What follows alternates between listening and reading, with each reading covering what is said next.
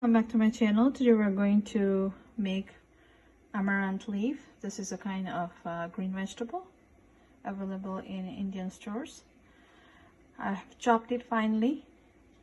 Now let's make the tempering for it, or seasoning. So I've added the leaf. Let's go ahead and add 1 tablespoon of coconut. I'm using here dry coconut. It tastes better with fresh coconut.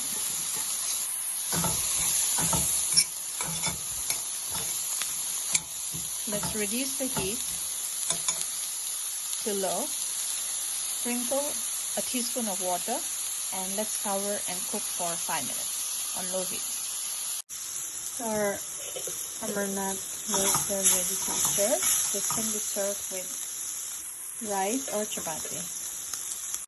Hope you like this recipe. Please like, comment and subscribe my channel. Thank you.